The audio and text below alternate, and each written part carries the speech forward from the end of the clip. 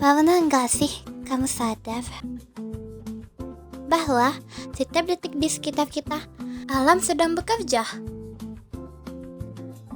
Air mendidih karena panas, daun tetap hijau karena proses di dalam selnya, dan kita bisa berdiri tegak karena adanya gaya yang menahan tubuh kita. Tapi, siapa yang menjelaskan semua itu? Jawabannya adalah IPA. Hari ini kita nggak cuma bahas pengertian dari IPA, tapi juga hakikatnya. Apa sebenarnya inti dari IPA itu?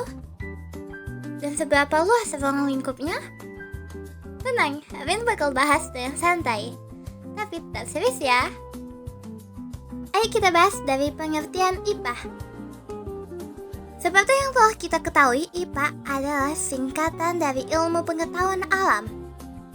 Secara sederhana, IPA adalah ilmu yang mempelajari segala sesuatu yang berhubungan dengan alam dan fenomena yang terjadi di dalamnya. Teman-teman, alam di sini luas banget. Bisa berubah makhluk hidup, benda mati, energi, perubahan, bahkan hal-hal yang tidak terlihat secara langsung seperti atom atau gaya gravitasi. Yang menarik adalah IPA lahir dari rasa ingin tahu manusia. Saat seseorang bertanya, kenapa hujan turun? Bagaimana tumbuhan bisa tumbuh? Atau kenapa benda bisa jatuh ke bawah? Pertanyaan-pertanyaan itulah yang menjadi awal berkembangnya IPA. Jadi sebenarnya IPA itu bukan sekedar mata pelajaran. IPA adalah hasil dari rasa penasaran manusia terhadap dunia. Sekarang kita masuk ke bagian penting, hakikat IPA. Hakikat berarti inti atau esensi. Untuk memahami IPA secara utuh, kita perlu melihatnya dari 3 sisi. Pertama, IPA sebagai produk. IPA sebagai produk berarti hasil akhir dari penelitian dan penemuan ilmuwan. Misalnya hukum-hukum tentang gerak, teori tentang sel, penjelasan tentang struktur atom, konsep tentang ekosistem, semua itu adalah hasil dari proses panjang pengamatan dan eksperimen. Jadi saat kita membaca buku IPA, yang kita lihat adalah produknya, hasil yang telah dirumuskan dan disusun secara sistematis. Kedua, IPA sebagai proses.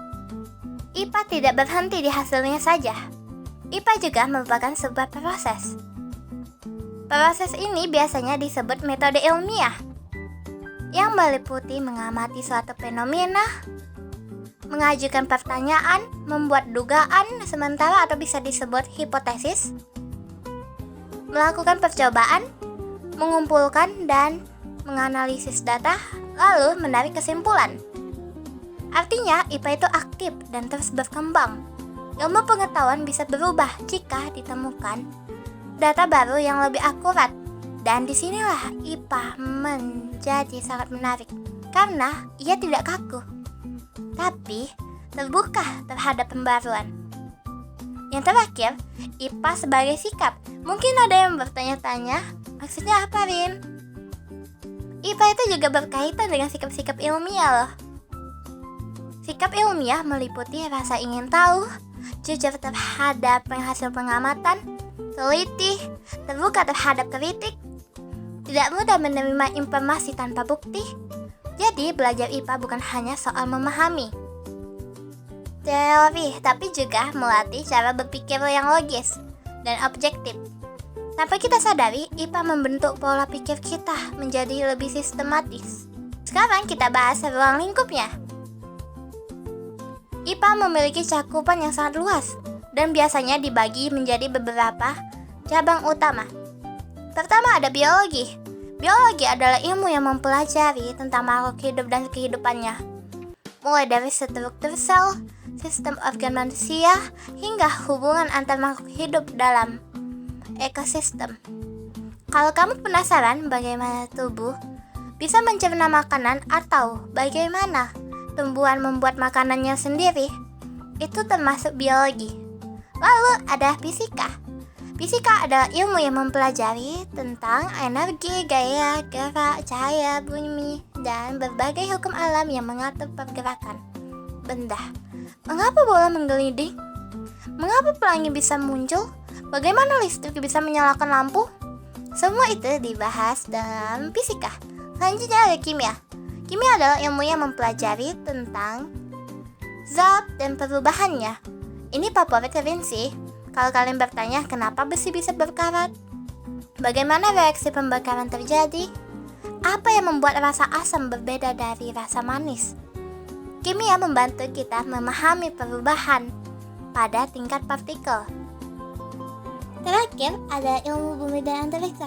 Cabang ini mempelajari planet, cuaca, lapisan bumi, gunung berapi, hingga benda-benda langit. Gerhana, gempa bumi, hujan, dan pergerakan planet termasuk dalam kajian ini. Jadi dapat kita simpulkan bahwa IPA adalah ilmu yang mempelajari alam dan fenomenanya. Hakikat IPA mencakup produk, proses, dan sikap ilmiah. Dan ruang lingkupnya meliputi biologi, fisika, kimia, serta ilmu bumi dan antariksa. Lebih dari sekadar mata pelajaran sekolah, IPA adalah cara manusia memahami dunia secara rasional dan sistematis. Dan mungkin pertanyaan sederhana yang muncul di kepala kamu hari ini bisa menjadi awal dari penemuan besar di masa depan. Jadi, jangan berhenti bertanya ya, karena rasa ingin tahu adalah langkah pertama menuju ilmu.